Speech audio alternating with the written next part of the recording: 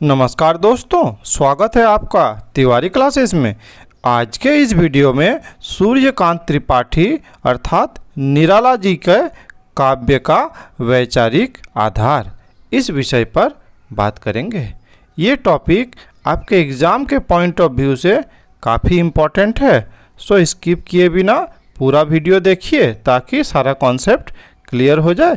साथ ही चैनल में नए हैं तो चैनल को सब्सक्राइब कर सकते हैं, जिससे इस चैनल में अपलोड होने वाले जो भी वीडियोस है उसका नोटिफिकेशन आपको मिल जाएगा।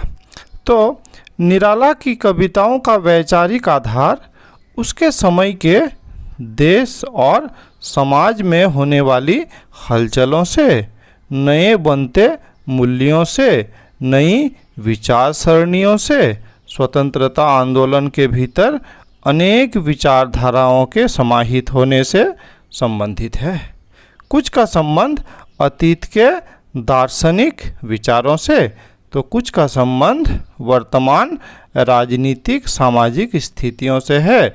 कुछ का रूस जर्मनी के नए विचारों से अर्थात मार्क्सवाद लेनिनवाद से है।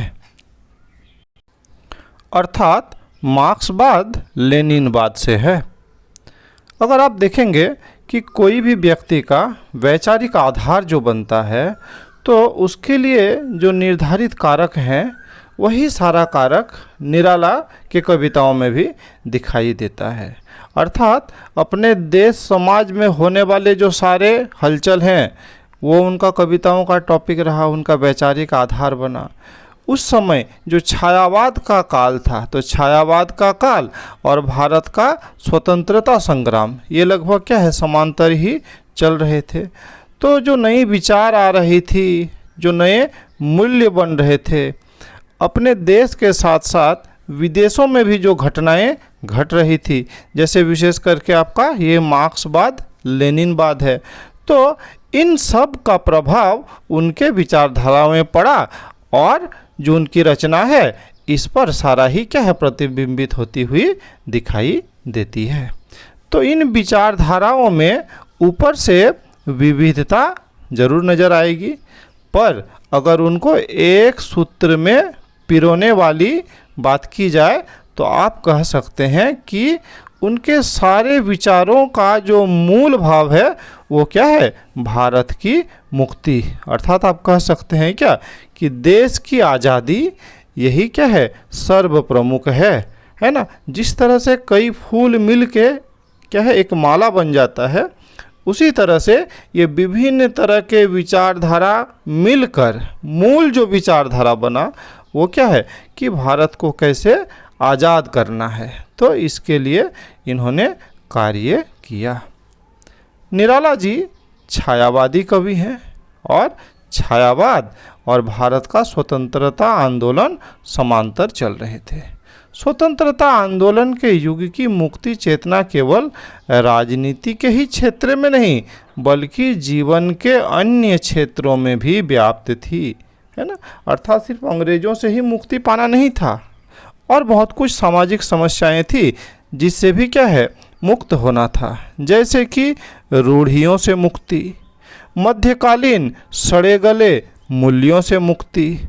वैसे ही अगर साहित्य की बात करें तो साहित्य में जो पारंपरिक भाषा, रूपबंध, अलंकार, छंद, इन सबों से भी मुक्ति पाना था।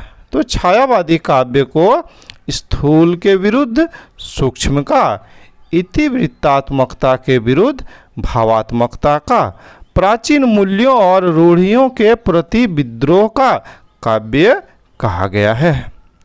अतः निराला के काव्य का वैचारिक आधार बंधन मुक्ति की चेतना का काव्य है, मुक्ति का दर्शन है। मुक्ति की इसी भावना और आकांक्षा में बड़ी शक्ति थी, बहुत उष्मा तथा ऊर्जा थी। निराला के काव्य में जो दीप्ति है अर्थात जो चमक है, जो ऊर्जा है, जो ओजस्वी प्रखर स्वर है, वो इसी मुक्ति चेतना का ही परिणाम है। यद्यपि पराधीनता और विदेशी पूंजीवादी साम्राज्यवादी ब्रिटिश सरकार द्वारा शोषण का पीड़ा का एहसास भारतेंदु युग में ही होने लगा था, परंतु प्रथम विश्व युद्ध के बाद, आप जानते हैं कि जो प्रथम विश्व युद्ध है वो 1914 से 1919 तक चला था, है ना। तो ये 1919 के बाद की बात हो रही है। तो उसके बाद जो अंग्रेज का अपना जो नेचर था, अर्थात उनका जो अन्यायी, अत्याचारी, विश्वासघाती, क्रूर रूप था, ये जग जाहिर हो गया।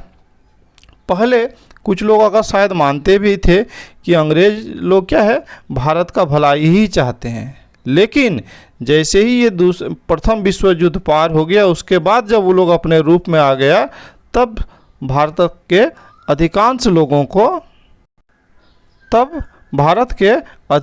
लोगों को ये बात समझ में आ गई कि अंग्रेज़ों का नियत क्या है, और अधिकांश भारतवासी परतंत्रता के बंधन से मुक्त होने की ठान ली, और गांधी जी के नेतृत्व में उन्होंने विविध आंदोलनों में भाग लिया। आप जानते हैं कि इसी समय महात्मा गांधी का भी क्या है, आंदोलन चल रहा था देश को आज़ाद कराने में। तो बहुत सारे लोग उनके आंदोलन में क्या है, भाग लेने लगे। कारावास के कष्ट सहे कुछ ने तो फांसी का फंदा भी स्वयं अपने हाथों में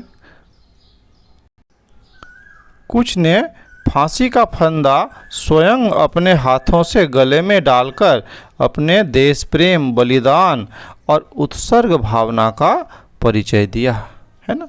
अर्थात ये भी आप जानते हैं कि उस समय जो दो तरह का आंदोलन चल रहा था देश को स्वतंत्र कराने के लिए, एक जो गांधी जी के नेतृत्व में लड़ी जा रही थी, वो अहिंसा के मार्ग से लड़ रहे थे, और दूसरा एक पथ था जिसमें जो क्रांतिकारी विचारधारा के लोग थे, वे थे जो ईंट का जवाब पत्थर से देना चाहते थे। तो वैसे लोगों में बहुतों को क्या है, फांसी दी गई, बहुतों को दूसरे तरह की सज़ा दी गई, आजीवन कारावास सहना पड़ा। तो ये सब बातें, ये जो परिस्थितियां हैं, ये भी कवियों को क्या है, ये भी कवियों को स्वतंत्रता संग्राम में अपने आप को झोंक देने के लिए उद्बुद्ध किया। और निराला जी जो कि इस कार्य में हमेशा ही क्या रहे, आगे रहे, उन्होंने अपने काव्य द्वारा देशवासियों में जागरण का शंख फूंका, मोह निद्रा त्याग करने तथा करने या मरने का आह्वान किया।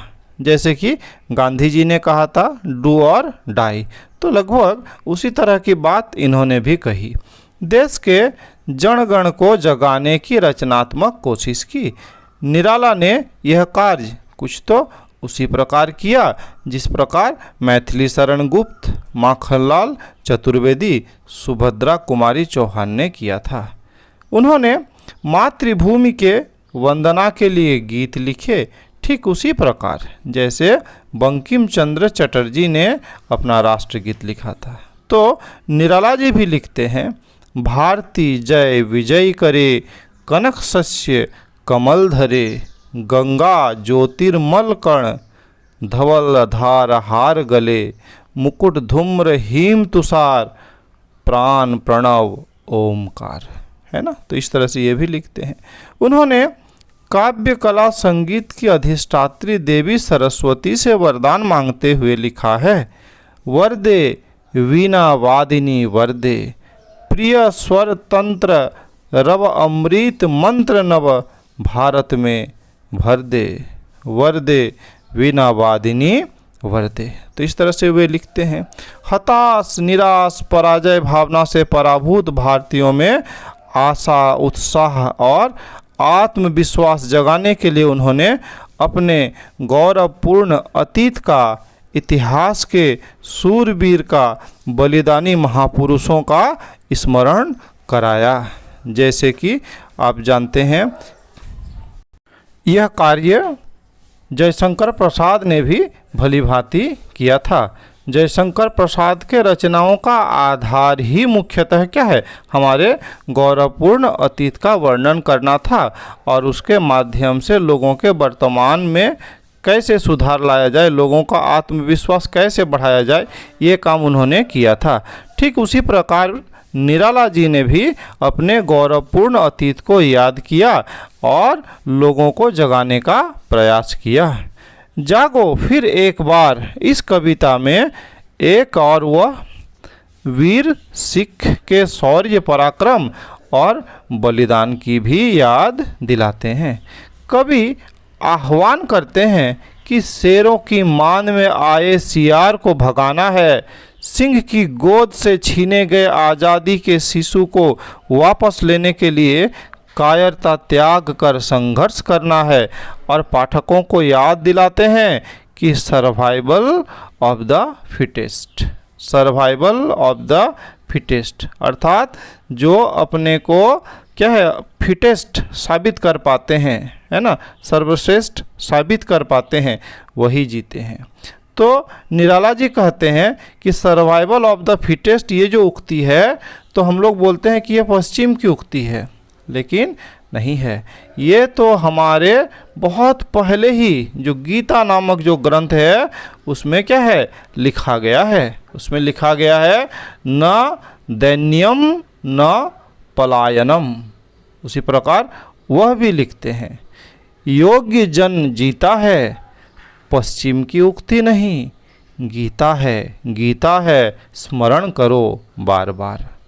वैसे ही इनकी जो रचना है राम की शक्ति पूजा, तो राम की शक्ति पूजा में मिथक के माध्यम से कवि देश को स्वतंत्र कराने के लिए शक्ति की उपासना करने अर्थात शक्ति संपन्न बनकर ब्रिटिश शासन से संघर्ष करने तथा सीता रूपी भारत लक्ष्मी को मुक्त कराने का संदेश देते हैं, है ना। ये जो रचना है राम की शक्ति पूजा, तो इसमें दिखाते हैं कि किस तरह से राम शक्ति की उपासना करते हैं और खुद को शक्ति संपन्न बनाते हैं, और जो रावण है उसको क्या करते हैं परास्त करते हैं। तो रावण शक्तिशाली ब्रिटिश साम्राज्यवादी शक्ति का प्रतीक है और राम पराधीन भारत का प्रतीक है। परंतु राम शक्ति की उपासना कर विजयी होने का वरदान प्राप्त कर लेते हैं। जय होगी, होगी जय, हे पुरुषोत्तम नवीन। इस प्रकार की निराला की मुक्ति चेतना का पहला स्वरूप राजनीतिक बंधनों से, परतंत्रता की बेड़ियों से मुक्त होने का है ना। अर्थात ये जो राम की शक्ति पूजा अर्थात राम की शक्ति पूजा नामक जो इनकी रचना है, इसके माध्यम से उन्होंने यह बताने का प्रयास किया है कि जिस तरह से राम ने शक्ति की उपासना करने के बाद क्रूर क्या है शक्तिशाली रावण को पराजित किया था और क्या है सीता का उद्धार किया था, ठीक उसी प्रकार भी हमें शक्ति संपन्न बनना पड़ेगा और जो अंग्रेज है उसे भगाना पड़ेगा और हमारा देश जो गुलाम है इसे आज़ाद करना पड़ेगा। वैसे ही उनकी एक महत्वपूर्ण रचना है सरोज स्मृति, है ना। ऐसा कहा जाता है कि जब उनकी बेटी सरोज नाम की जो बेटी थी उनका क्या है असामयिक निधन हो जाने के बाद, है ना, उनके याद में ये रचना लिखी गई है। लेकिन इस रचना में उन्होंने बहुत सारी बातों को सामने रखा है, जैसे कि उस समय के जो सामाजिक रूढ़ियाँ थी, जो अंधविश्वास थे, उस पर उन्होंने कठोर प्रहार किया है और पाठकों को इन बंधनों को तोड़कर उनसे मुक्त होने की प्रेरणा दी है। जैसे वह जन्म कुंडली में विश्वास नहीं करते, उसे गलत सिद्ध करने के लिए उनके 2 विवाह होंगे जैसा कि उनके जन्म कुंडली में लिखा था, तो वो क्या करते हैं उस जन्म कुंडली को फाड़ भी देते हैं और इस बात का ये अनुपालन भी करते हैं। आप जानते हैं कि उनकी पत्नी का मृत्यु क्या है, माने जब वो जवान थे उसी समय हो गई थी, लेकिन फिर भी उन्होंने कभी दूसरा विवाह नहीं किया। वैसे ही पुत्री के विवाह में जब वर पक्ष के बंधु बांधवों के चरणों में झुककर चरण वंदना करने की जो परंपरा थी, तो वे ये नहीं करते हैं, है ना। दहेज देकर भी मूर्ख वो नहीं बनते हैं, है ना। बारात के स्वागत में मिथ्या व्यय नहीं करते, अर्थात आप कह सकते हैं कि उन्हें जो लगता था कि ये फिजूल का बात है ना, कोई जो कन्या पक्ष है तो वो क्यों वर पक्ष के सामने झुके, है ना, झुकना नहीं चाहिए, दहेज देना नहीं चाहिए। अर्थात जो सामाजिक कुरीतियाँ थी वे क्या है, ये सब से मुक्त करने के लिए लोगों को आह्वान भी करते और खुद भी क्या है, इसका एकदम अक्षरशः अनुपालन भी करते हैं।